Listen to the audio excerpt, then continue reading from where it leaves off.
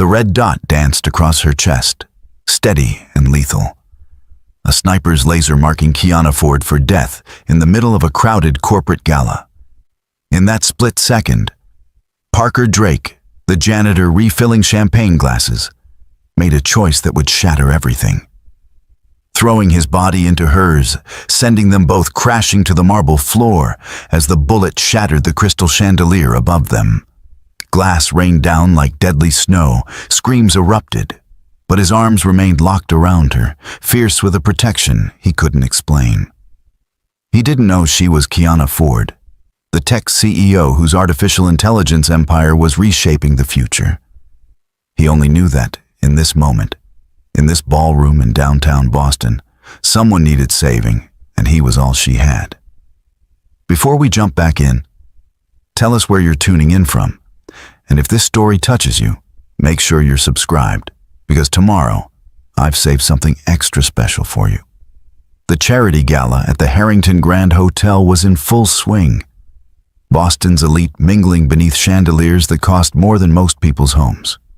Parker Drake moved through the crowd like a ghost, his janitor's uniform rendering him invisible to the women in designer gowns and men in custom tuxedos.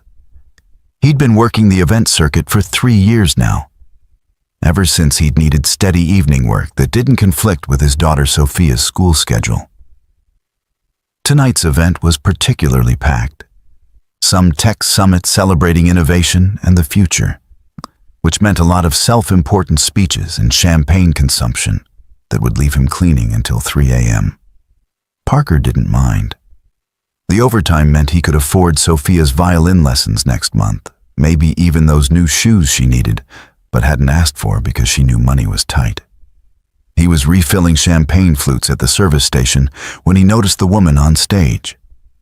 She commanded attention effortlessly, her voice carrying across the ballroom without seeming to strain. Late 20s, maybe 30, with dark hair pulled back in an elegant twist and eyes that seemed to calculate everything they saw. The future of artificial intelligence isn't about replacing human connection, she was saying, her hands moving expressively. It's about enhancing it, making our lives more efficient so we have more time for what actually matters. Family, creativity, the pursuits that make us human. Parker found himself listening despite his exhaustion. There was something genuine in her voice, different from the usual corporate doublespeak he heard at these events. "That's Kiana Ford," whispered James, one of the senior waiters, appearing beside Parker with an empty tray. "CEO of Next Gen AI. Company's worth like $8 billion. She's only been running it for 2 years, and she's already doubled its value." Parker nodded, filing the information away as irrelevant to his life. Rich people stayed rich, poor people stayed poor, and janitors cleaned up after both groups. But then he saw it. A red dot, small and precise, tracking across the crowd. Parker's breath caught. He'd seen laser sights before, back in his previous life, the one he didn't talk about. 3 tours as a military medic had taught him to recognize threats, and this was definitely a threat. The dot climbed the stage, moving with deliberate intent. It settled on Kiana Ford's chest, right over her heart. Parker's body moved before his mind caught up. He vaulted over the service station, champagne glasses shattering behind him. People turned at the noise, confusion rippling through the crowd. The red dot remained steady. 20 feet, 15, 10. Kiana Ford looked up, probably wondering about the commotion. Her eyes met Parker's for a fraction of a second, confusion and the beginning of fear flickering across her face. Parker launched himself forward, tackling her around the waist. They hit the stage floor hard, his body covering hers. The crack of the rifle shot came simultaneously with the explosion of crystal above them. The massive chandelier, struck dead center, shattered in a cascade of deadly shards. Screams erupted. People scattered in every direction, years of active shooter drills creating instant panic. Parker kept his body over Kiana's, feeling the sharp sting of glass cutting through his thin uniform jacket. More shots. 3, 4, 5, each one slamming into the stage or the walls behind them. "Stay down," Parker commanded, his voice carrying the authority of someone used to giving orders in life-or-death situations. "Don't move until I say." Beneath him, Kiana Ford was breathing hard, but not panicking. Good. Panic got people killed. The shooting stopped. Either the sniper was repositioning or had been forced to flee. Parker counted to 10, listening for any indication of continuing threat. Hotel security was flooding into the ballroom, along with what looked like private bodyguards. "Are you hurt?" Parker asked, still not moving. "I don't think so." Her voice was steadier than he'd expected. "You? I'll live." He carefully shifted his weight, looking for the red dot. Nothing. Slowly, he helped her sit up, keeping himself between her and the windows. That's when he saw the blood. Not hers. His. His left arm was sliced open from shoulder to elbow, where a shard of crystal had caught him during the fall. The white sleeve of his uniform was soaked crimson. "Oh, God," Kiana said, her composure cracking. "You're bleeding everywhere." "It's superficial," Parker lied. The cut was deep, probably needed stitches. "Just looks worse than it is." Security reached them, weapons drawn, shouting commands. Parker raised his good arm, keeping his movements slow and visible. Last thing he needed was to get shot by overzealous security after surviving the actual assassination attempt. "He saved me," Kiana said sharply, her CEO voice cutting through the chaos. "This man just saved my life. Lower your weapons." One of the security team, a woman with sharp features and military bearing, knelt beside them. "Miss Ford, we need to get you out of here, now." "He comes with us," Kiana said. "He's injured." "Ma'am, protocol says—" "I don't care about protocol, Victoria. This man just took a bullet meant for me. He comes with us or I don't move." Parker started to protest. He needed to get home to Sophia. Mrs. Chen, his neighbor who watched her during evening shifts, would be worried. But the world was tilting slightly, blood loss making everything fuzzy around the edges. "Fine," Victoria agreed tersely. "But we move now." They were surrounded by a human shield of security, rushed through service corridors Parker had cleaned 100 times, but now seemed unfamiliar. The wound in his arm was screaming, adrenaline wearing off to reveal the true extent of the damage. An SUV was waiting in the loading bay, engine running. They were pushed inside, Victoria taking the driver's seat while 2 other guards climbed in front and back. "Massachusetts General," Kiana ordered. "Trauma entrance." "Miss Ford, we should take you to the safe house first. He's bleeding." Kiana interrupted. "We're going to the hospital, now." The drive blurred together. Parker was aware of Kiana's hands pressing something against his arm, her expensive dress ruined with his blood. He tried to tell her not to worry, that he'd had worse, but forming words seemed impossibly difficult. "Stay with me," Kiana was saying, her face close to his. "What's your name?" "Parker," he managed. "Parker Drake." "Parker, you're going to be fine. We're almost there. Just keep your eyes open. Look at me." He tried to focus on her face. She was beautiful, he realized distantly. Not the polished beauty of her stage presence, but something more real. Fear and determination mixed together. Genuine concern for a stranger who'd happened to save her life. "I have a daughter," Parker said, panic suddenly cutting through the fog. "Sophia. She's 9. If something happens—" "Nothing's going to happen," Kiana said firmly. "You're going to be fine. You're going to see Sophia tomorrow. Where is she now? Mrs. Chen, apartment 6D, Brookside Towers on Commonwealth Avenue. I'll make sure she's taken care of, Kiana promised. I'll call her myself. But you're going to be fine, Parker. You have to be. The SUV screeched to a halt at the emergency entrance. Suddenly there were doctors and nurses, a gurney, bright lights. Someone was cutting away his uniform jacket, asking questions he couldn't quite process. The last thing Parker saw before they sedated him was Kiana Ford, her designer dress covered in blood and glass, her perfect hair falling loose around her shoulders, arguing with someone about getting him the best surgical team. A CEO fighting for a janitor like his life mattered as much as hers. Then darkness claimed him, complete and absolute. Preparing and narrating this story took us a lot of time, so if you are enjoying it, subscribe to our channel. It means a lot to us. Now back to the story. Parker woke to the steady beep of monitors and the antiseptic smell that meant hospital. His left arm throbbed with a deep, insistent pain that Morphed couldn't quite touch. For a moment, he was disoriented, the white ceiling tiles unfamiliar. Then memory flooded back. The gala, the red dot, Kiana Ford's weight as he tackled her to the stage. Dad. His heart nearly stopped. Sophia was there, curled up in the chair beside his bed, her favorite stuffed penguin clutched in her arms. Mrs. Chen sat beside her, but it was the other woman in the room that made Parker's breath catch.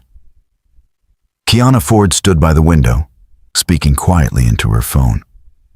In the morning light, without the gala's dramatic staging, he could see her more clearly.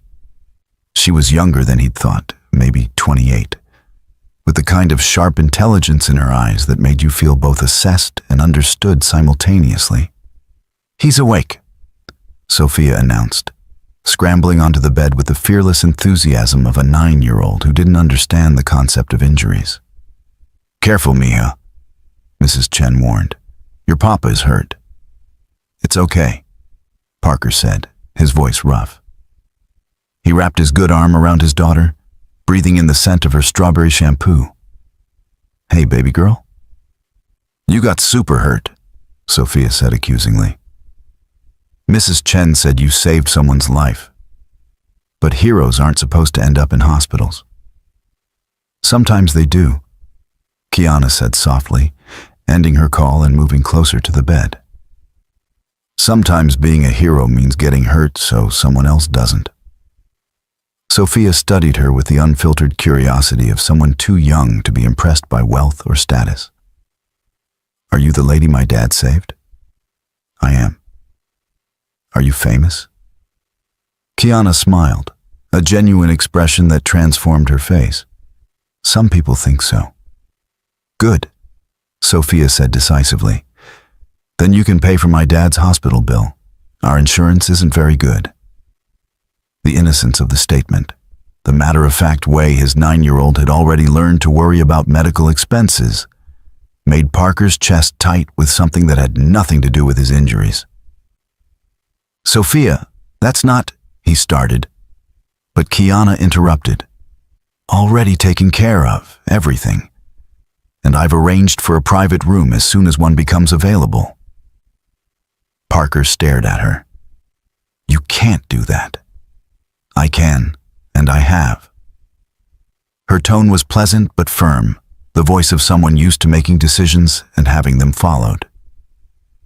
Mr. Drake, Parker, you saved my life. The least I can do is ensure you receive proper medical care. I don't need charity. It's not charity, it's gratitude. She paused, something shifting in her expression. Do you know who I am? Parker shook his head. The name had been vaguely familiar when James mentioned it at the gala, but he couldn't place it beyond that. I'm the CEO of NextGen AI. We develop artificial intelligence systems for everything from medical diagnostics to climate modeling. The company is worth about $8 billion, give or take. The number was so absurd that Parker almost laughed. 8 billion. He could barely comprehend 8,000. "The lady on the billboard," Sophia exclaimed. "You're on that big screen near my school, the one that talks about making the future better." Kiana smiled. That's right. Parker felt suddenly out of his depth. He'd saved a billionaire, the kind of person whose morning coffee probably cost more than he made in a day. "I didn't know," he said quietly. "Would it have mattered?" Kiana asked. He thought about it, about that moment when he'd seen the laser dot, seen her in danger. "No." "Then we understand each other." A doctor entered, a middle-aged woman with kind eyes and efficient movements. "Mr. Drake, I'm Dr. Patel. You're very lucky. The glass severed muscle tissue but missed the major arteries. We've repaired the damage, but you'll need physical therapy to regain full range of motion. You're looking at 6 to 8 weeks of recovery." "When can I go back to work?" The question came automatically. 6 to 8 weeks without pay meant eviction, meant Sophia going hungry, meant everything falling apart. Dr. Patel frowned. "Mr. Drake, your job will have to wait. This injury..." "Your employer has been notified," Kiana interrupted smoothly. "The Harrington Hotel and all associated event services have been informed that you're on medical leave with full pay. Your position will be waiting when you're cleared to return." Parker stared at her. "That's not possible. The hotel doesn't..." "Next Gen AI has significant contracts with the Harrington Group," Kiana said. "I made some calls. It's handled." Made some calls? As if it were that simple. As if she hadn't just rearranged his entire world with a phone conversation. After Dr. Patel left with instructions about wound care and physical therapy, Mrs. Chen excused herself to give them privacy. Sophia, however, remained firmly planted on the bed, one hand holding Parker's, the other clutching her penguin. "I should let you rest," Kiana said, but she didn't move toward the door. "Why?" Parker asked. "Why are you doing all this? The hospital bills, the job protection, it's too much." "Is it?" Kiana moved to sit in the chair Mrs. Chen had vacated. "Someone tried to kill me tonight. A professional sniper based on the precision of those shots. Without you, I'd be dead. So what's the appropriate response to someone who saved your life?" A thank you card seemed insufficient. "Who would want you dead?" Her laugh was bitter. "Take your pick. Competitors who want my AI patents, foreign governments who see our technology as a threat, my ex-business partner who claims I stole his ideas, my ex-boyfriend who thinks I owe him half the company because we dated while I was building it. That's your life? People wanting you dead? That's success in the tech industry." She leaned back, exhaustion evident in the lines around her eyes. "My father started Next Gen in his garage 20 years ago. When he died 3 years ago, everyone expected the company to fold. A 25-year-old woman couldn't possibly run a billion-dollar AI company. But I did. I grew it. I made it matter. And yes, I made enemies." Parker looked at his daughter, who was dozing against his good shoulder. "I can't imagine living like that. Always looking over your shoulder, never trusting anyone." "You can't." Kiana's gaze was knowing. "You spotted that laser sight before anyone else. You moved with military precision. That's not janitor training, Parker." He was quiet for a long moment. "I was an army medic. 3 tours in Afghanistan. When I came back, I had a daughter to raise and not many marketable skills that didn't involve combat zones. Janitorial work pays the bills and lets me be home when Sophia needs me." What happened to her mother? The question was gentle, but it still hurt. "Cancer. Sophia was 6. The medical bills destroyed us financially, even with my VA benefits. I was working 2 jobs trying to keep up, but Rachel's focus was always on Sophia. Making memories, she called it. Recording videos for birthdays she wouldn't see, writing letters for Sophia to open on important days. I'm sorry. Me too. Parker adjusted Sophia's position carefully. But she gave me the most important thing in my life. Everything I do is for her. Kiana was quiet, studying them both. She's lucky to have you. I'm the lucky one. Kiana stood, pulling a business card from her purse, expensive stock with raised lettering. When you're discharged, call me, please. Why? Because, she paused at the door. In a room full of bodyguards and security experts, a janitor was the only one who saw the threat. That's not luck, Parker. That's skill. And I need people with your skills around me. After she left, Parker held the card, turning it over in his good hand. Kiana Ford, CEO, Next Gen AI. A direct line, not a secretary or assistant. He tucked it into the drawer beside his bed, certain this was where their paths would diverge. She'd go back to her billions and boardrooms. He'd go back to his mop and bucket. They were from different worlds, brought together by violence and chance. But life, Parker would learn, rarely followed the expected path. 3 days later, Parker was moved to a private room that looked more like a luxury hotel suite than a hospital. Fresh flowers appeared daily, not showy arrangements, but simple sunflowers and daisies that made Sophia smile when she visited after school. His meals came from some executive kitchen, and a tablet appeared on his bedside table loaded with games and educational apps for Sophia. The nice lady sent it. Sophia informed him, already deep into a math game that would have cost $50 in the App Store. She called to ask what I liked. She called you. Uh-huh. She wanted to know about school and my favorite subjects. She said I could visit her office sometime to see the robots they're building for hospitals. Parker didn't know what to make of it. In his experience, rich people didn't maintain interest in their charity cases. They wrote checks and moved on. Conscience is clear. But Kiana seemed different. On the 4th day, she appeared during visiting hours, carrying a bag from some expensive bakery.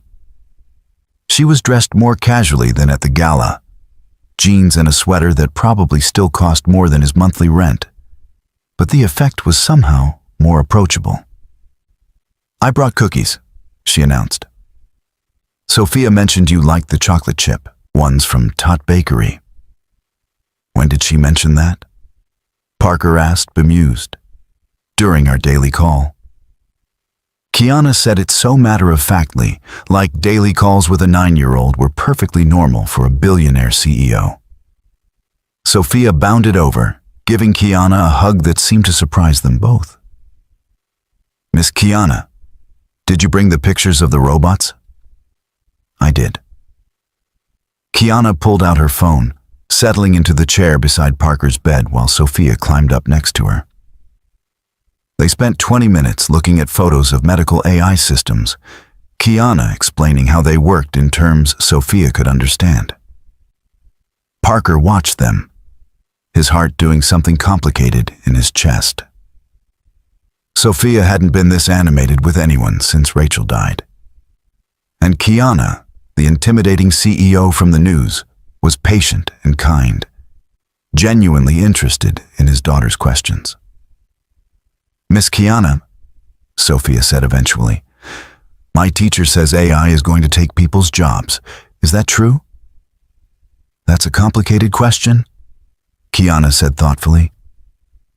Some jobs will change, yes.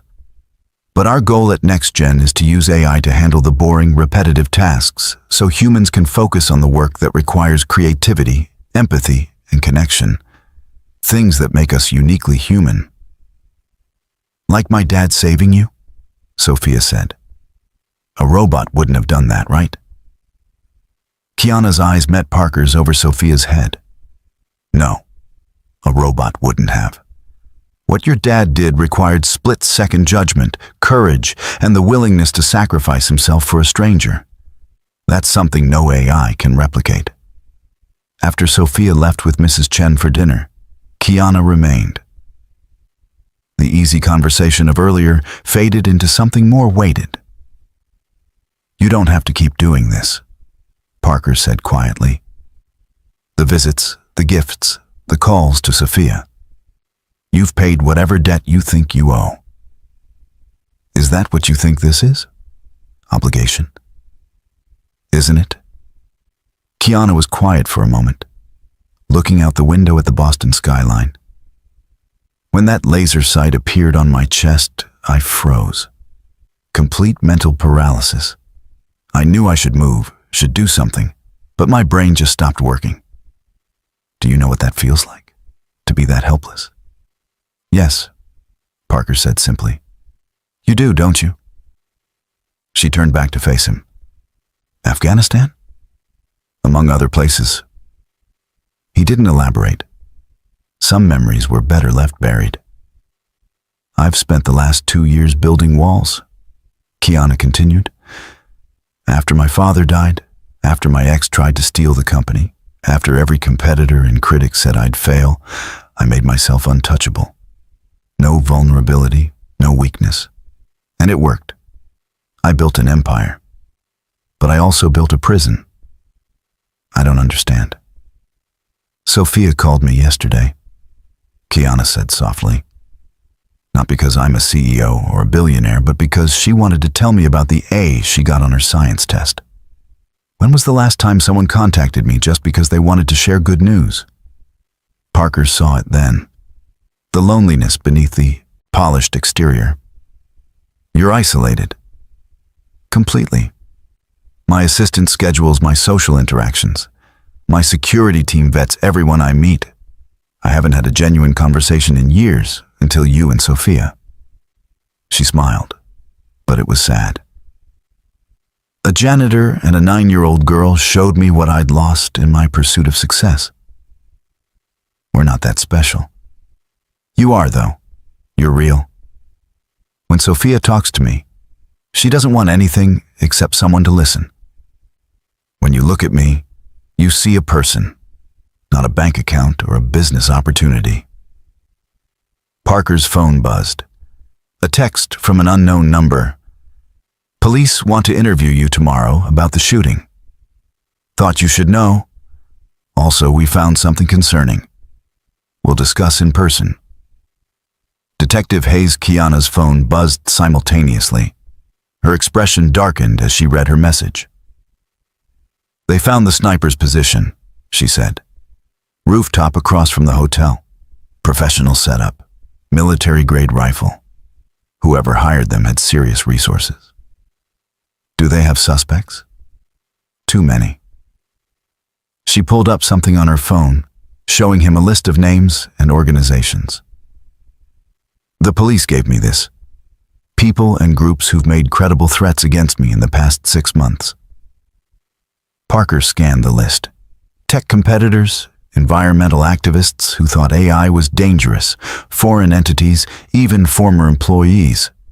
This is insane. This is my life. She took the phone back. The detective thinks the attempt was too sophisticated to be random. They're investigating my inner circle, people who would have known I'd be at that gala. How many people knew? My entire company. The event was on my public schedule for weeks. Kiana rubbed her temples, exhaustion evident. They also want to assign me protective detail, but I have private security. Who didn't stop the sniper? Parker pointed out. No, you did. A janitor with military training and good instincts. She looked at him intently. The detective suggested I hire additional personal security. Someone outside my usual circle who can't be compromised.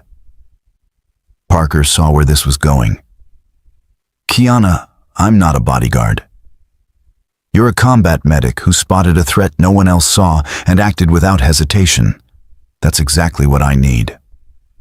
I have Sophia to think about, who loves Mrs. Chen and would be thrilled to spend more time with her. Kiana leaned forward. Parker, I need someone I can trust. Someone who isn't in this for the money or the access.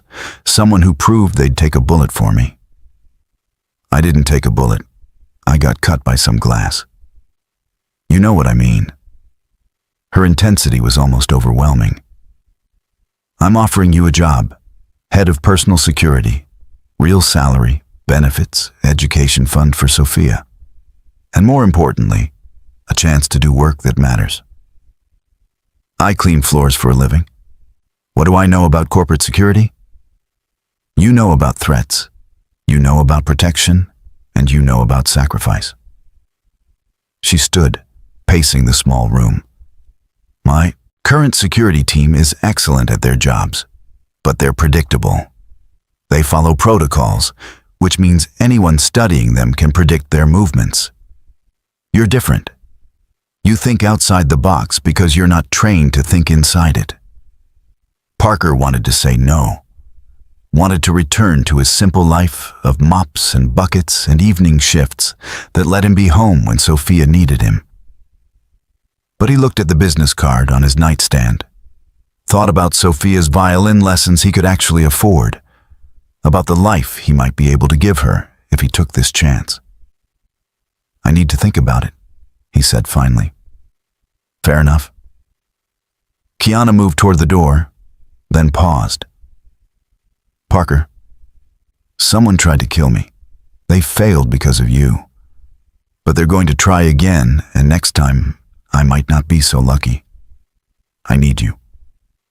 After she left, Parker sat in the expensive hospital room, surrounded by flowers and gifts and evidence of a life he'd never imagined having access to. His phone rang. Mrs. Chen. Parker, mijo, I need to tell you something. A woman came by today, from Sophia's school, said there's been a man asking questions about her. What teacher she has, what time school lets out. The principal wanted you to know. Parker's blood ran cold. What kind of man? They didn't get a good description. But Parker, I'm worried. First you get hurt saving that CEO lady, now someone's asking about Sophia? Lock the doors, Parker said immediately. Don't let anyone in except me or people you absolutely know. I'll be home as soon as the doctor clears me. After he hung up, Parker stared at Kiana's card. Maybe his world and hers weren't as separate as he'd thought. Maybe the danger that followed her had already found him. Maybe he didn't have the luxury of saying no. Parker called Kiana before he could talk himself out of it. She answered on the first ring. Someone's been asking about Sophia at her school, he said without preamble. Asking questions about her schedule, her teacher, when she gets out. The silence on the other end was heavy. When? Today, Mrs. Chen just told me. I'm sending a security team to your building right now. Victoria will coordinate with local police. Kiana, I can't afford private security. You're not paying for it, I am. Her voice was steel. Parker, this is exactly what I was afraid of. Whoever tried to kill me saw you save me. Your face was all over the news, even if they didn't identify you by name. They know you're connected to me now. Parker's hand clenched around the phone. My daughter has nothing to do with this. I know. And I'm going to make sure she stays safe. But Parker, you need to understand something. You're already involved. The moment you tackled me on that stage, you became part of this. Saying no to the job won't change that.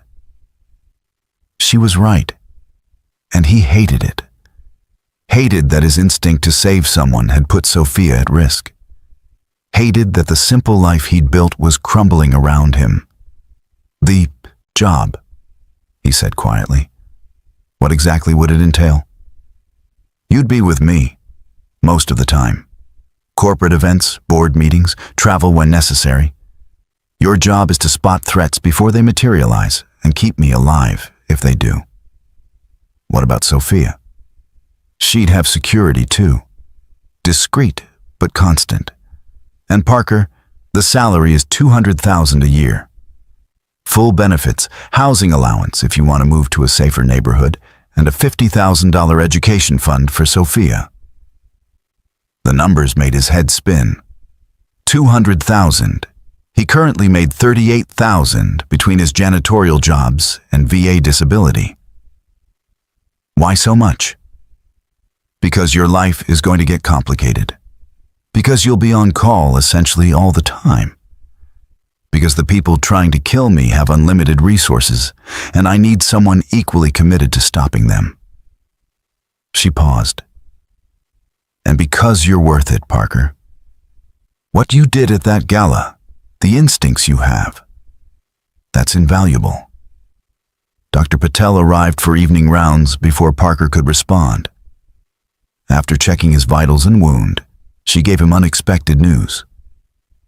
You're healing remarkably well. I'm clearing you for discharge tomorrow morning. You'll need to continue physical therapy, but you can do that outpatient. After she left, Parker called Kiana back. I'm getting out tomorrow. I know. Dr. Patel copied me on your chart. I've arranged for a car to pick you up. I can take the bus. Parker, someone is potentially stalking your daughter. You're not taking the bus. The car will bring you to my office. We need to meet with Detective Hayes anyway, and I'd like you to meet my security team. See if this is really something you want to do. And if I decide I don't, then I'll still make sure you and Sophia are protected. But I hope you'll say yes, not just because I need you, but because I think you need this too.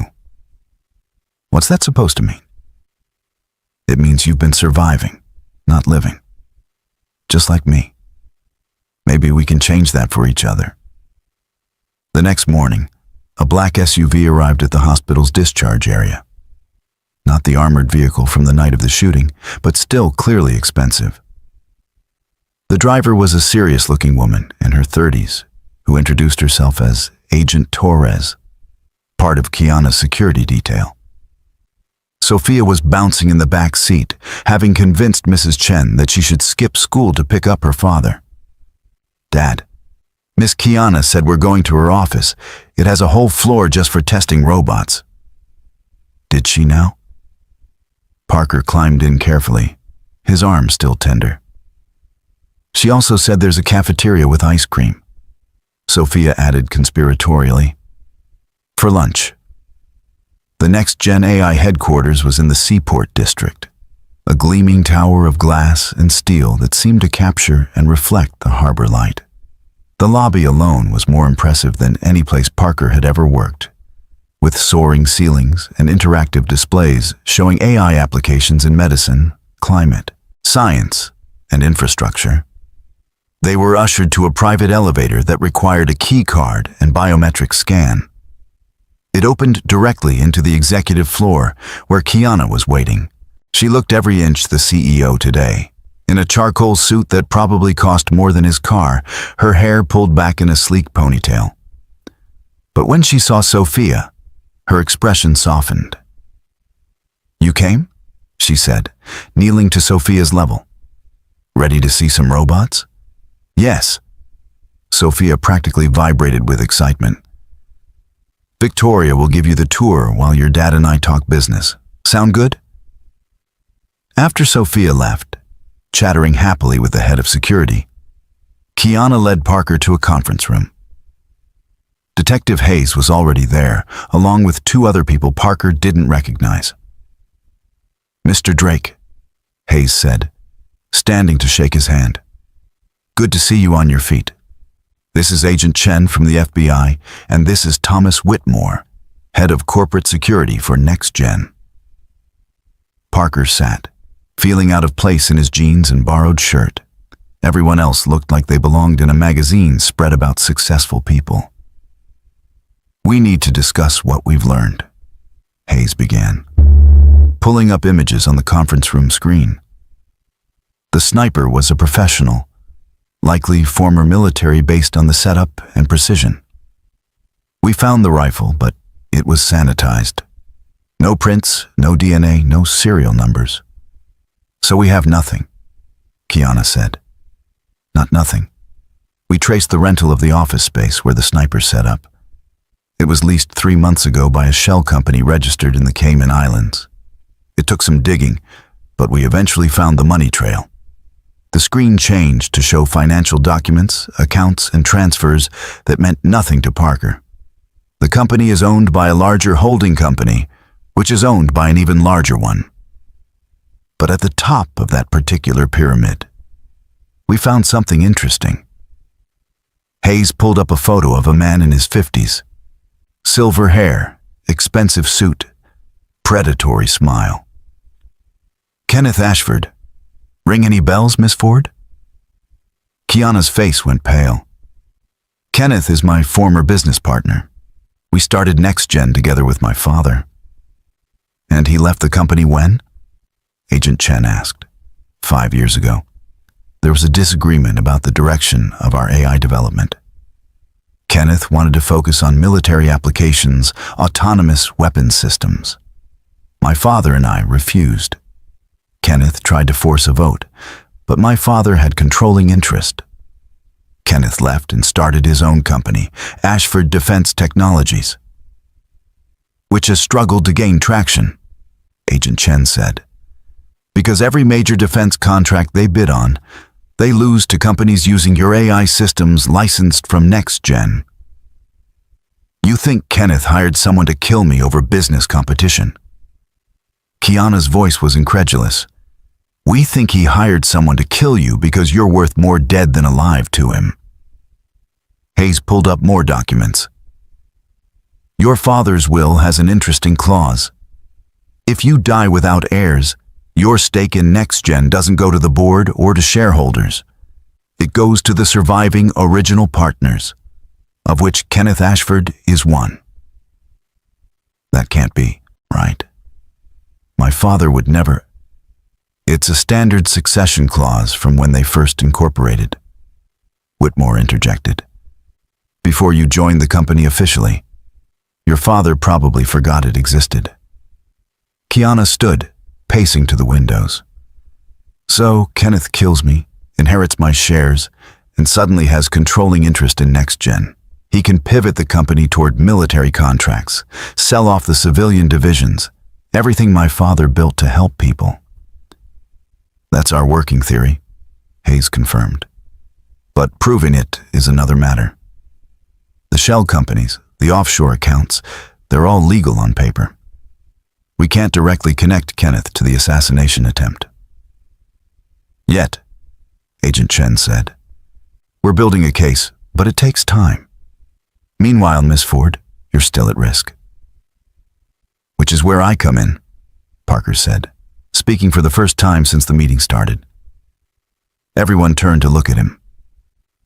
Kiana offered me a job, head of personal security. I'm thinking I should take it. With respect, Mr. Drake, Whitmore said. You're a janitor with military medical training. We have a team of former Secret Service agents, ex-Special Forces, professionals who do this for a living. Who didn't see the sniper? Parker pointed out. No offense to your team, but I spotted the threat and neutralized it before any of your professionals even knew there was a problem. You got lucky? Did I? Parker leaned forward. Or did I see what trained security missed because I wasn't following a protocol? Because I was thinking about threats instead of procedures? Whitmore opened his mouth to argue, but Kiana cut him off. Parker's right. Our security is excellent at what they do, but they're predictable. Kenneth knows how corporate security operates. He can plan around it. Parker is an unknown variable. Miss Ford, I strongly advise against this, Whitmore said.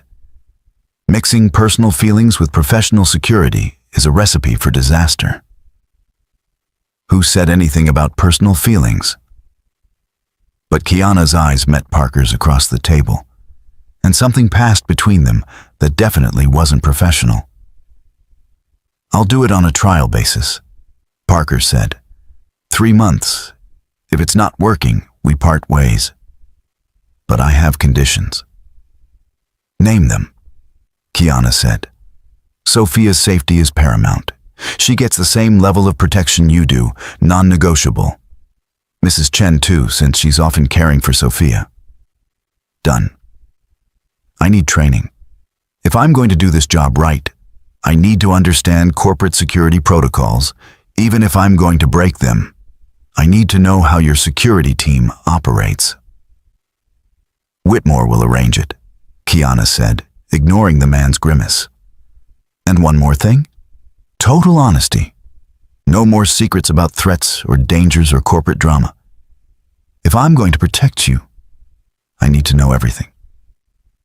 Kiana was quiet for a moment. "That works both ways.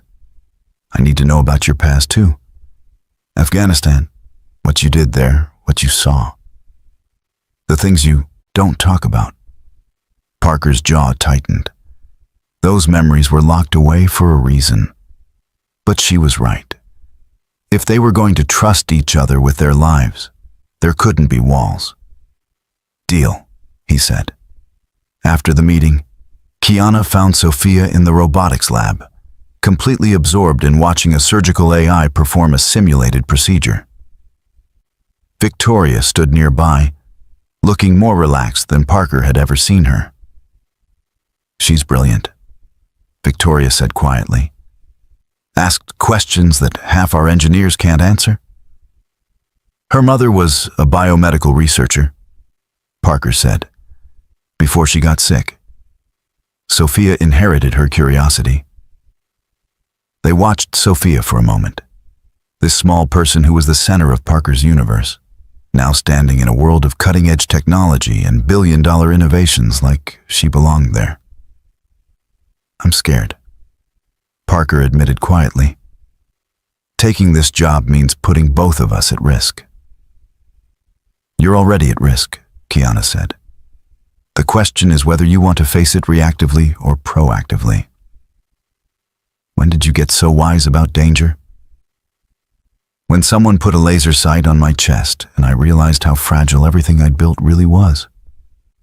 She turned to face him. "I meant what I said, Parker. I need you.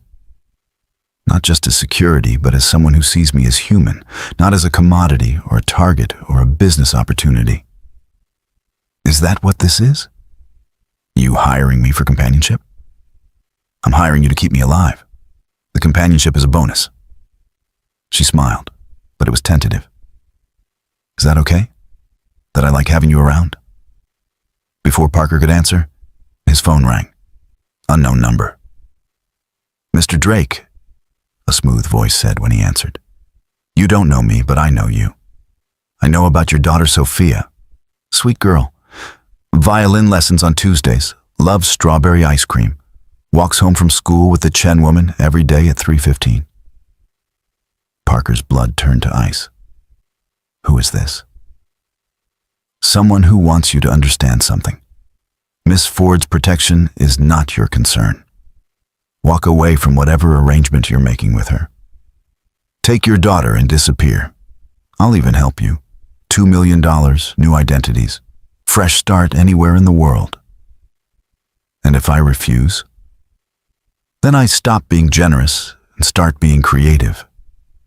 There are so many terrible things that can happen to little girls in this city, Mr. Drake. It would be a shame if any of them happened to Sophia. The line went dead. Parker stood frozen, the phone still pressed to his ear. Kiana was saying something, but he couldn't hear her over the roaring in his ears. Someone had just threatened his daughter. Someone had just made this very, very personal. Parker? Kiana touched his arm. What's wrong? He looked at Sophia, still fascinated by the robots, innocent and unaware of the danger circling closer. We need to move her, he said. Now. Somewhere safe. Somewhere they can't find her. Who can't find her?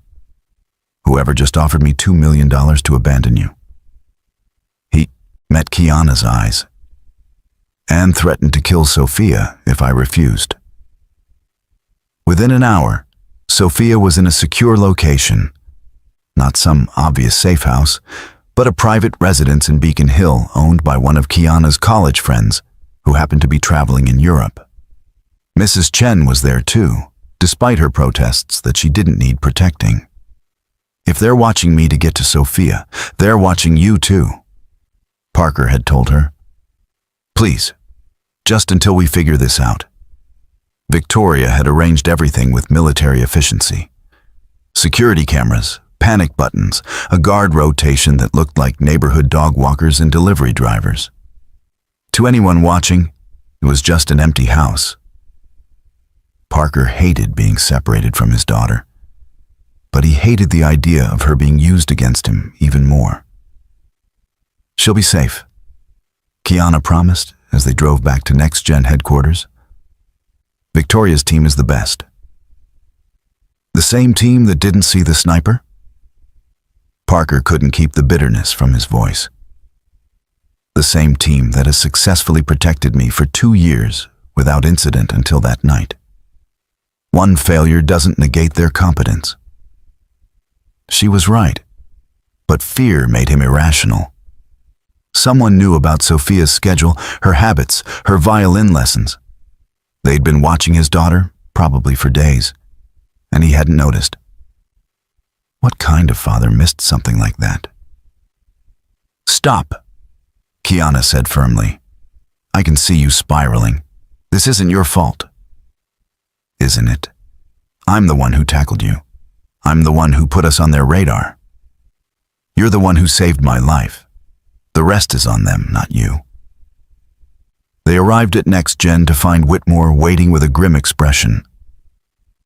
We swept Miss Ford's penthouse, found 3 listening devices and a camera in the bedroom. Parker felt sick. How long have they been there? Based on the battery levels, at least a month, maybe longer. A month, Kiana repeated, her voice hollow. They've been watching me for a month. Listening to your calls, watching your routines, learning everything about you. Whitmore pulled up surveillance footage on his tablet. We also found this. The man who was asking about Sophia at her school. The image was grainy but clear enough. Middle-aged, nondescript features. The kind of person you'd forget 5 minutes after seeing them. Exactly the kind of person you'd hire for surveillance. Do we know who he is? Parker asked. Former CIA, name's Robert Sullivan. Officially retired, unofficially works as a contractor for people who need things done quietly. Whitmore swiped to another image. He was seen entering the Ashford Defense Technologies building yesterday. That's not proof Kenneth hired him, Agent Chen said. She joined them via video conference from the FBI field office. It's suspicious, but not actionable. So what do we do? Parker demanded. Wait for them to make another attempt? Wait for them to actually hurt Sophia? We build the case, Chen said. Keep Miss Ford safe, keep your daughter safe, and gather evidence that will actually hold up in court. How long will that take? As long as it takes. After the call ended, Parker found himself alone with Kiana in her office. The space was less formal than he'd expected. Yes, there was the massive desk and the wall of windows overlooking Boston Harbor. But there were also personal touches. Photos of what looked like her father, a child's drawing framed on the wall, a worn copy of a robotics textbook on her shelf. Tell me about him, Parker said, nodding to the photo of an older man with kind eyes and Kiana's smile. My father. She picked up the frame, running her fingers over the glass. David Ford. Brilliant engineer, terrible businessman, wonderful parent.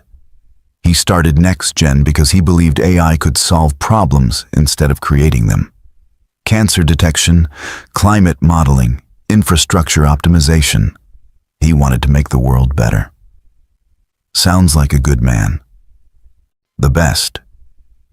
When my mother died, he raised me alone, brought me to work with him, let me tinker with circuits before I could read. I learned coding sitting on his lap, learned business ethics watching him turn down lucrative contracts because the applications were questionable. What happened to him? Heart attack, sudden, massive, fatal. He was 58. She set the photo down carefully. The company nearly collapsed.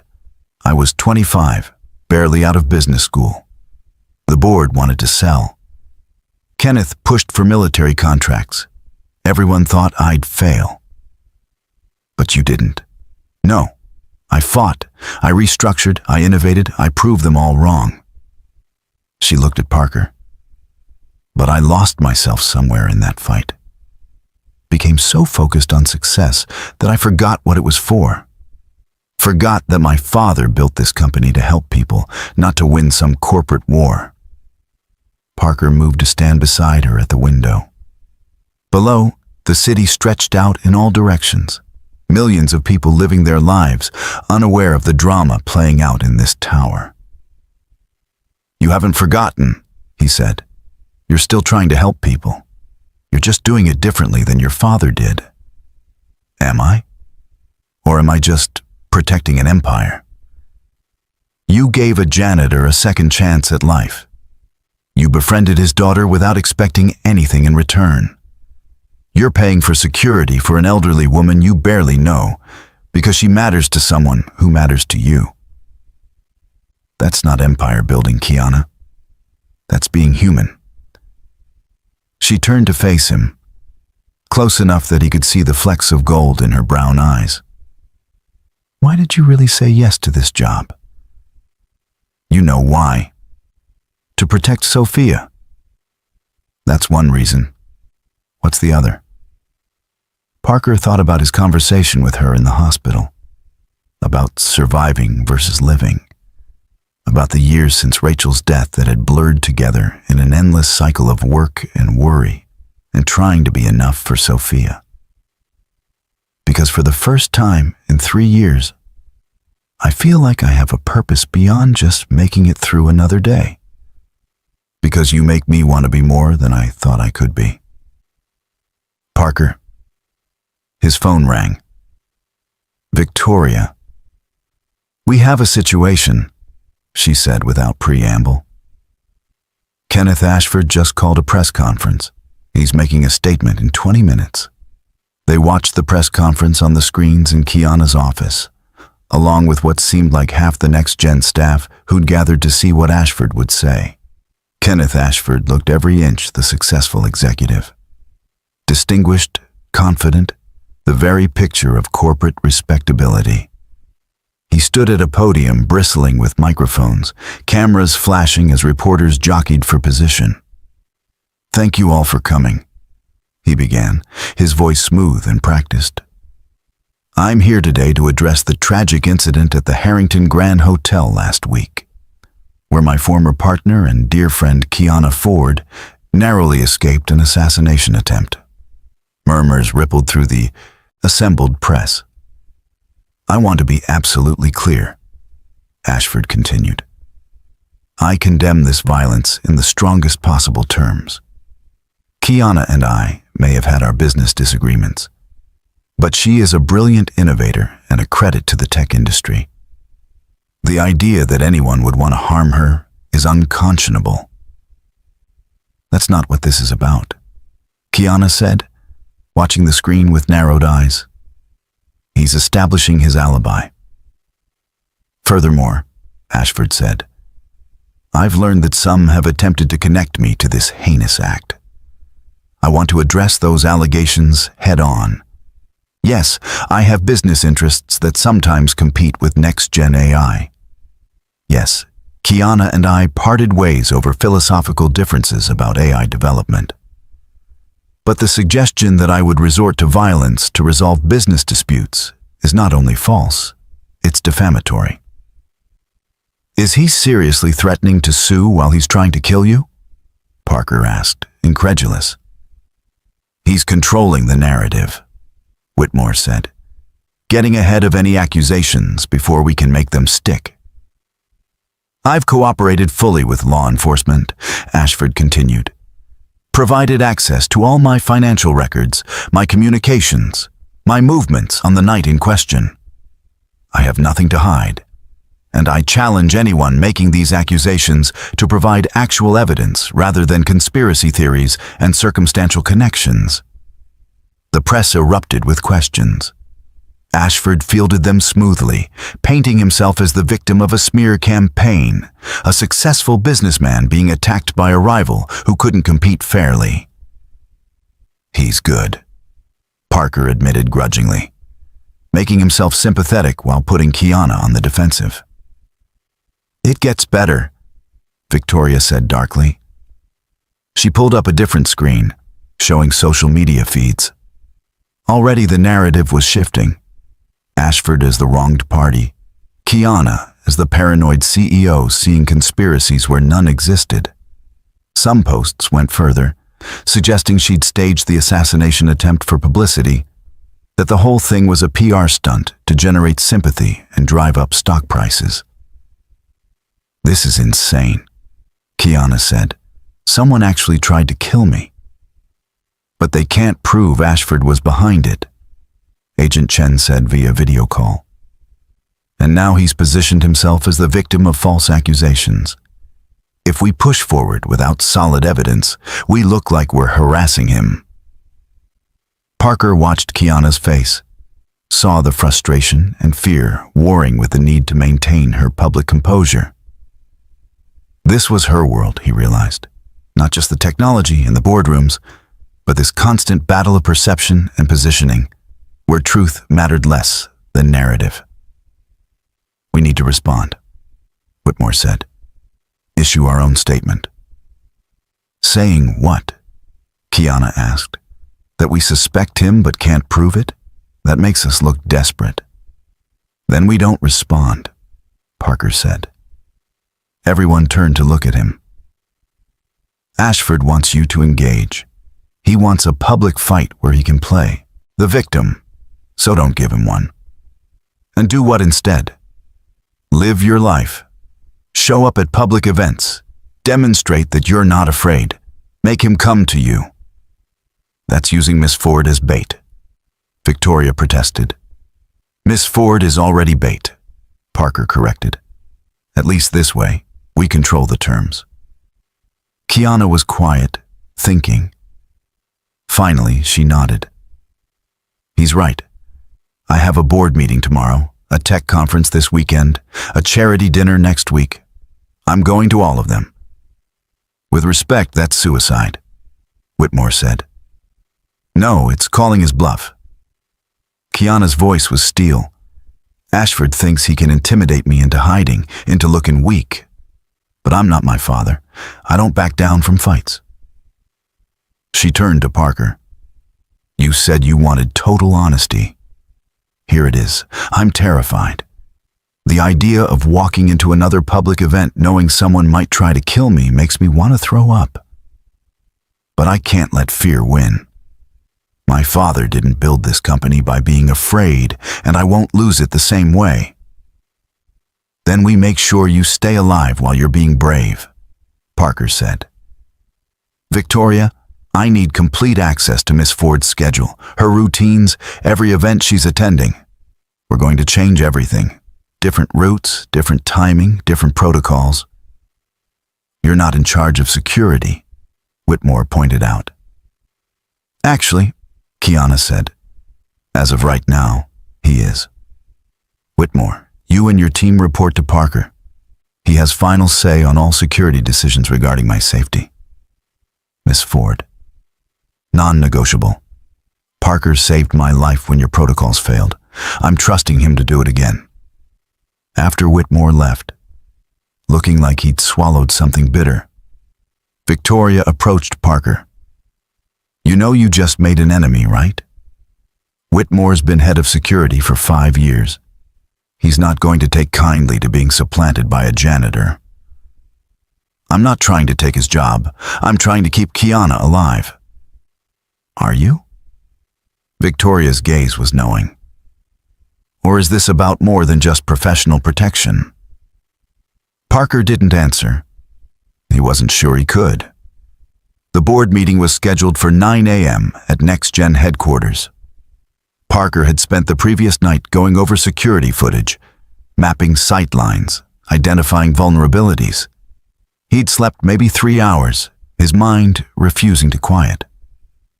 Sophia called at 7 a.m. video chat from the safe house.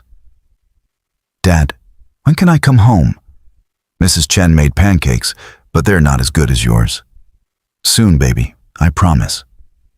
Are you keeping the nice lady safe? I'm trying. Good, I like her. She sent me a robot that helps with homework. It's really cool, even if it's basically fancy tutoring software. Parker smiled despite his exhaustion. Even at 9, Sophia could see through marketing to the underlying technology. Rachel would have been proud. I love you, Mija. Be good for Mrs. Chen. I love you too, Dad. Don't get hurt again, okay?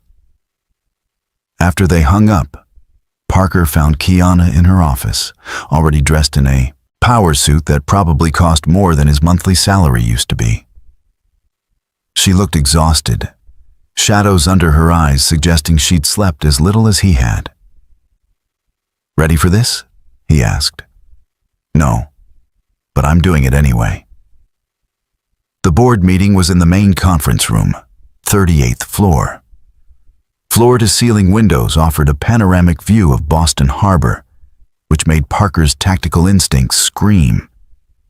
Too much exposure, too many angles for attack. But Victoria had assured him the glass was bulletproof, rated to stop a .50 caliber round. The room had been swept for devices 3 times that morning. Security was as tight as they could make it. The board members filtered in, 12 people who collectively controlled the direction of an $8 billion company. Parker recognized some from the news, others from Kiana's briefing files. They eyed him curiously, this newcomer in their midst, but said nothing. The meeting started normally enough. Financial reports, operational updates, the usual corporate machinery grinding forward. Parker stood by the door, watching faces, reading body language. Old habits from medical training, assessing patients not just by what they said, but how they said it. 40 minutes in, one of the board members, a woman named Catherine Reynolds, brought up the assassination attempt. We need to address the elephant in the room, she said. The attempt on Kiana's life, Ashford's press conference, the media attention. This is affecting stock prices, investor confidence.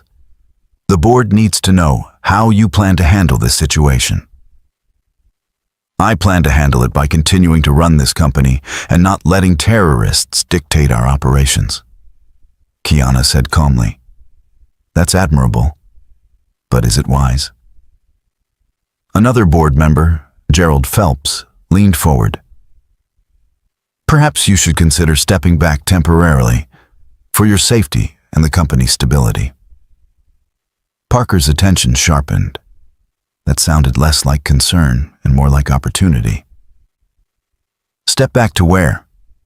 Kiana asked. Into hiding? That shows weakness. It tells our competitors and our enemies that next-gen leadership can be intimidated. It tells them that we value human life over corporate posturing, Catherine countered. The argument escalated, voices rising. Parker watched Gerald carefully. The man kept checking his phone, quick glances under the table. Not unusual, except he was doing it every 30 seconds like he was waiting for something. Parker moved closer to Kiana, subtle but deliberate. Something felt wrong. That's when the lights went out. Emergency lighting kicked in immediately, bathing the room in an eerie red glow. Parker moved on instinct, putting himself between Kiana and the windows. "Everyone stay calm." Victoria's voice came over the security channel in his earpiece. "We've lost power to the 38th floor. Generators should kick in momentarily." "This isn't a power failure," Parker said quietly to Kiana. "This is coordinated." The conference, some room doors slammed shut, electronic locks engaging with a heavy thunk. Parker tried the handle. Sealed. "We're locked in," he announced. Panic rippled through the board members. Catherine pulled out her phone, tried to call security. "No signal. How is there no signal?" "Jammer," Parker said. "Someone's blocking all communications in and out of this room." The windows exploded inward. Not from bullets, but from small explosive charges that had somehow been placed on the exterior. Bulletproof glass held against projectiles, but not against shaped charges designed to blow inward. Wind roared into the room, 38 stories above the street. Papers flew, board members screamed. And through the shattered windows, cables descended. 3 figures in tactical gear rappelled down, moving with military precision. They hit the floor and immediately raised weapons.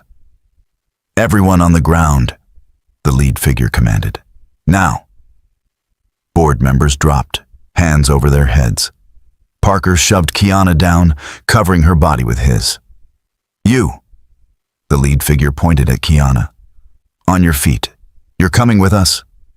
"Like hell," Parker said. The figure's weapon swung toward him.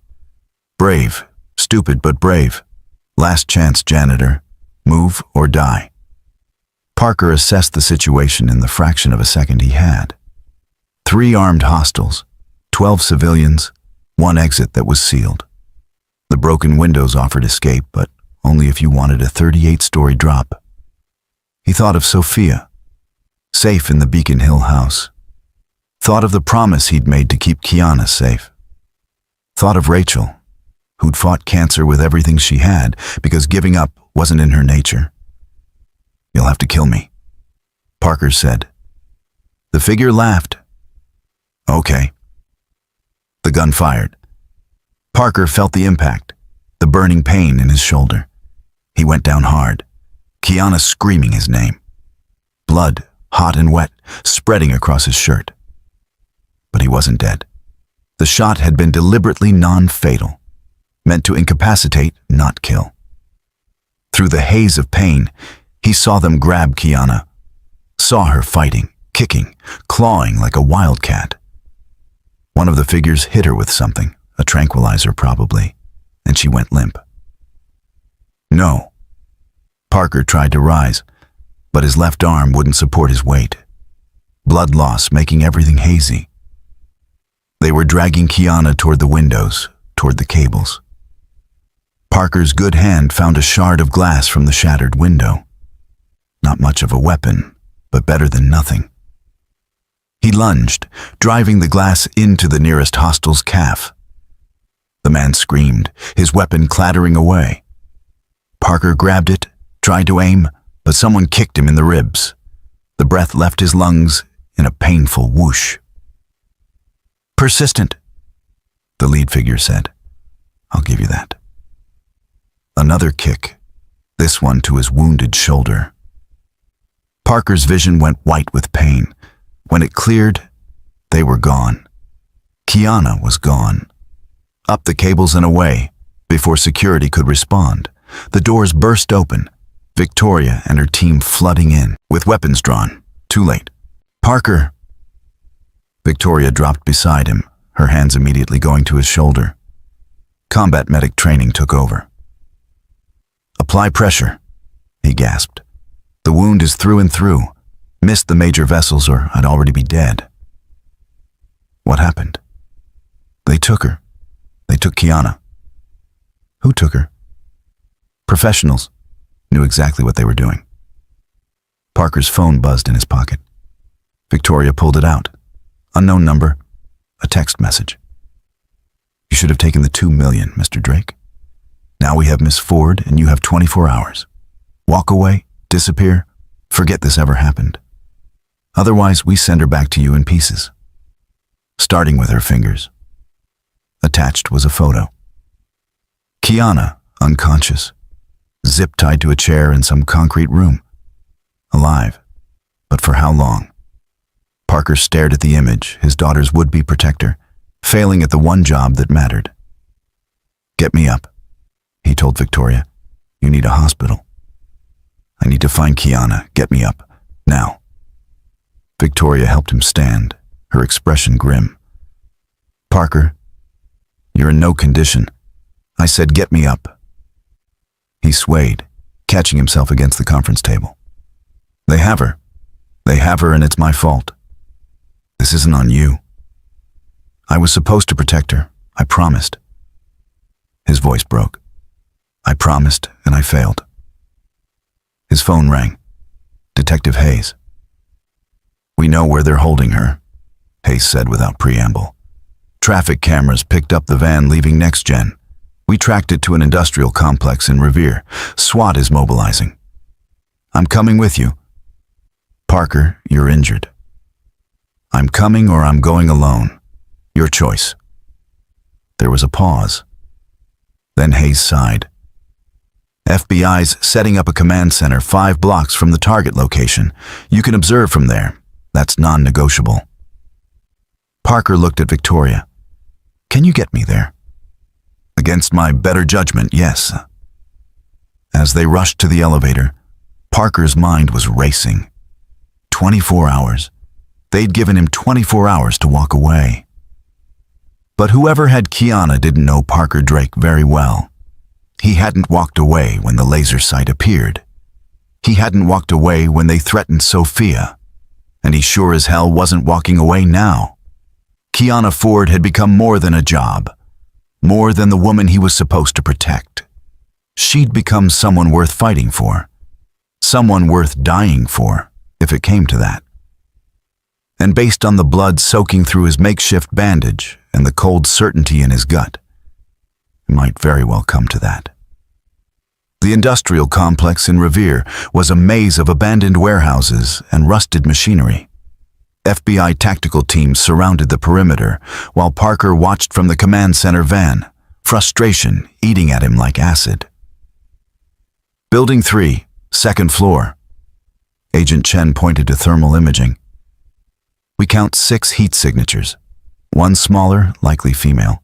That's probably Miss Ford." "What's the plan?" Parker demanded. "Standard hostage extraction. We go in hard and fast, neutralize threats, secure the suffer victim. These aren't standard criminals. They're professionals. They'll have contingencies. We know what we're doing, Mr. Drake."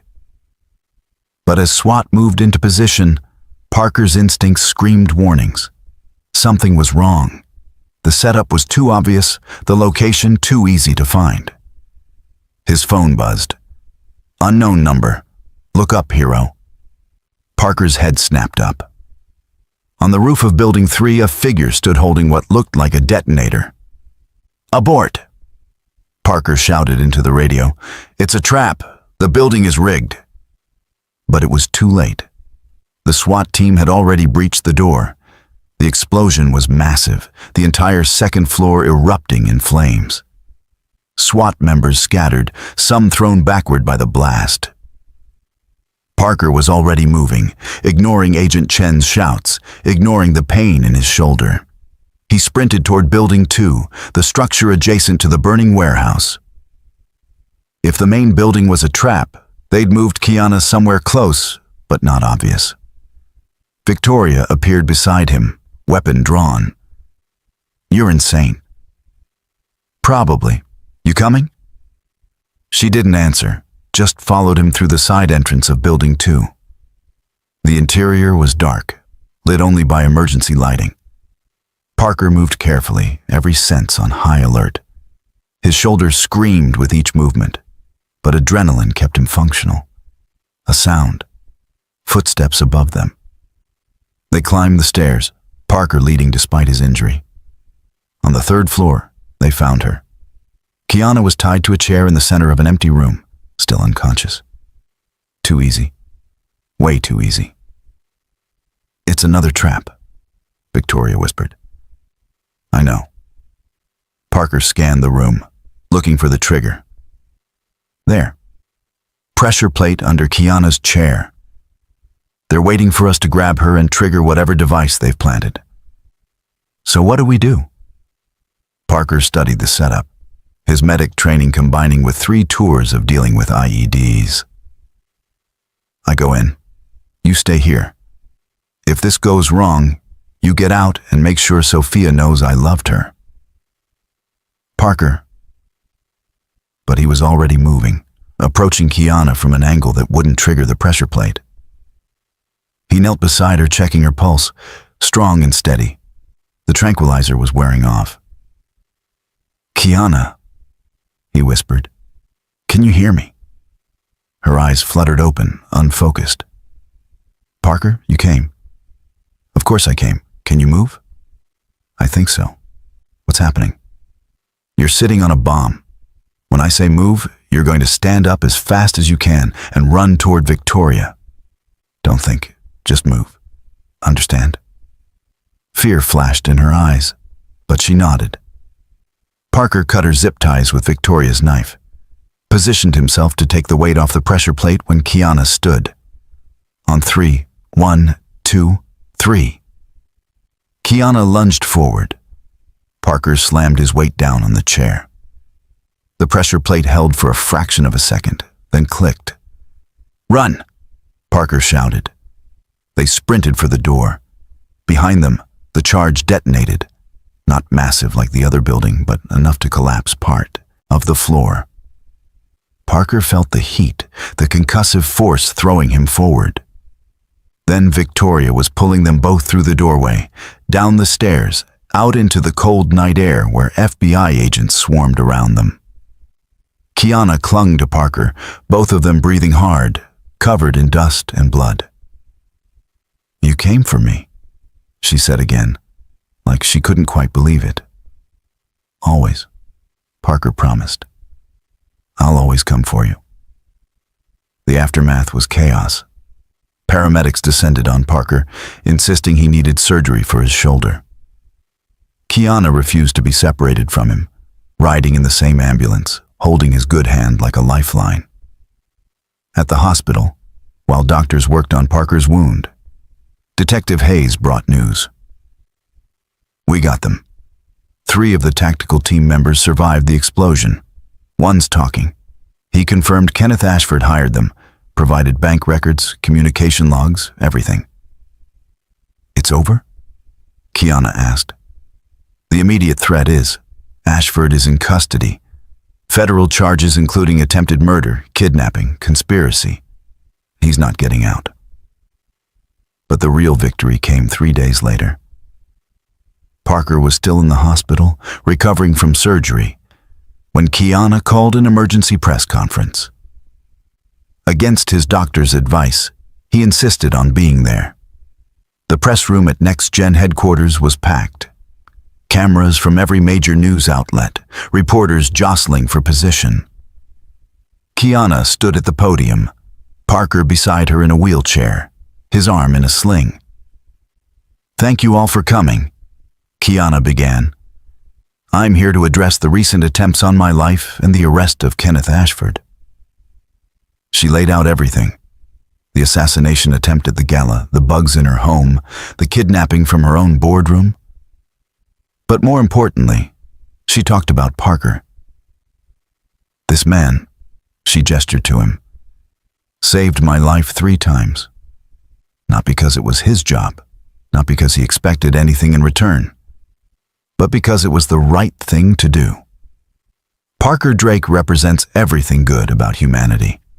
Courage, selflessness, integrity. Parker shifted uncomfortably in his wheelchair, unused to public attention.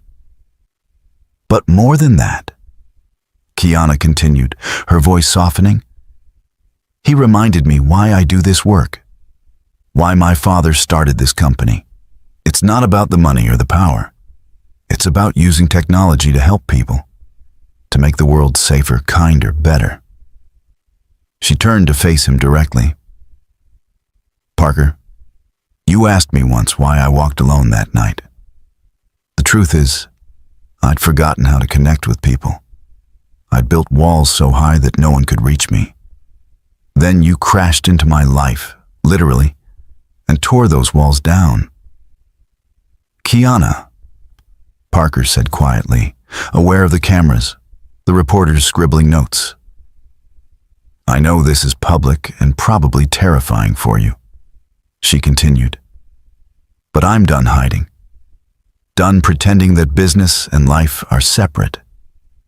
You and Sophia have become my family, and I want the world to know it. The room erupted in questions. Kiana fielded them with her usual composure, confirming that, yes, she and Parker were together. No, it wasn't a publicity stunt. Yes, this was real. Parker watched her command the room. This brilliant, fierce woman who'd chosen him despite every logical reason not to. When the press conference ended, she wheeled him back to her office. You didn't have to do that, Parker said. Make it public. Yes, I did. I'm tired of living in fear, tired of hiding what matters. She knelt in front of his wheelchair. I love you, Parker Drake. I know it's fast, I know it's complicated, but I love you. I love you too, he said simply. Have since you held my hand in the ambulance that first night. They kissed, and it felt like coming home. 2 weeks later, Parker was cleared for light duty. His shoulder was healing, physical therapy progressing well.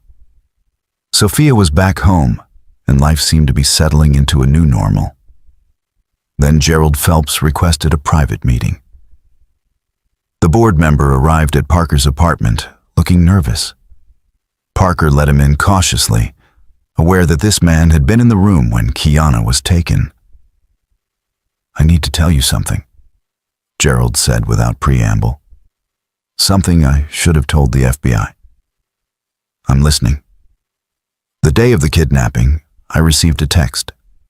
Instructions to keep everyone in the conference room, to make sure the meeting ran long. I thought it was from Kenneth, part of some corporate power play. I didn't know people would get hurt. Parker's hands clenched. You helped them. Not intentionally. But yes, my cooperation allowed them access. Gerald pulled out his phone. The text came from this number, but when I tried to trace it later, I found something strange. He showed Parker the phone records. The number belonged to a next-gen employee, Thomas Whitmore. Parker's blood ran cold. The head of security. He's been working with Ashford for months, providing access, disabling security systems. He's the one who planted the bugs in Kiana's penthouse, who gave the tactical team the entry codes. Why are you telling me this instead of the police? Because Whitmore knows I figured it out. He sent me a message this morning. If I talk, my family dies. But I can't live with this. Kiana deserves to know. Parker called Detective Hayes immediately. Within hours, Whitmore was arrested attempting to flee to Canada. The betrayal cut deep. This was someone Kiana had trusted for years. When Parker told her, she took it surprisingly well. I should have seen it, she said quietly. The signs were there. His resistance to hiring you, his insistence on following protocols that made us predictable. You trusted him. That's not a weakness. Isn't it? My father always said trust was earned, not given. I gave it too freely. Your father also taught you that people deserve second chances. That's not weakness, Kiana. That's humanity. She was quiet for a long moment. How do you always know what to say? I don't. I just know you. The final piece fell into place when FBI forensic accountants discovered Whitmore had gambling debts totaling over $2 million. Ashford had paid them off in exchange for access to Kiana. Trust for money. A man's integrity sold for the price of his mistakes. It's really over now, Kiana said, reading the FBI report. Ashford, Whitmore, the whole conspiracy. It's over, Parker confirmed. But the scars remained, the knowledge that betrayal could come from anywhere, even from those closest to you. 6 months later, Parker stood in the backyard of their new house in Cambridge, watching Sophia play with the robot dog Kiana had designed specifically for her. The house wasn't a mansion, but it was theirs. 3 bedrooms, a yard, good schools nearby. Mrs. Chen lived in the guest house out back, officially Sophia's nanny, but really just family who happened to help with childcare. "Dad," Sophia called, "watch this. I taught Robomax to fetch."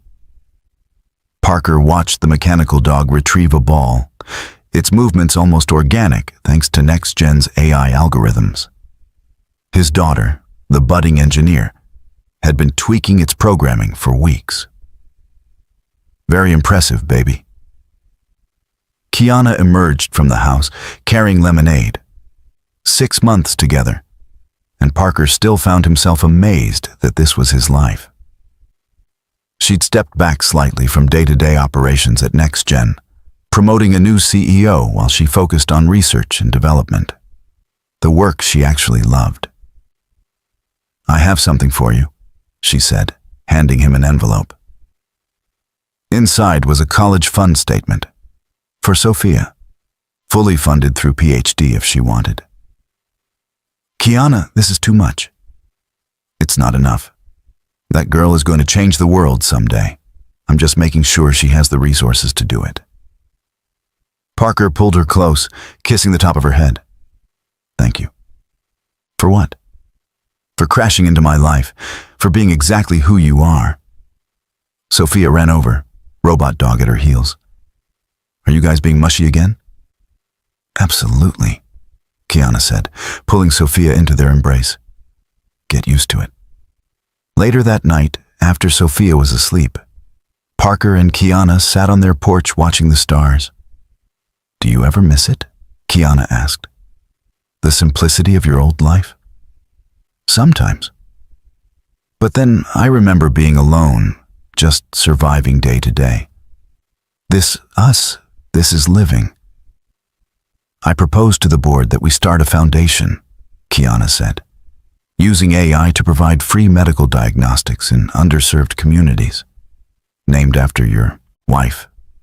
The Rachel Drake Memorial Foundation." Parker's throat tightened. She would have loved that. "I thought so too."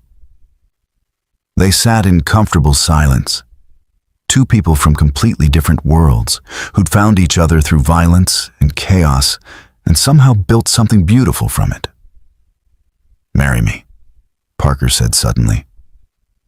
Kiana turned to him, surprised. "What?" "Marry me.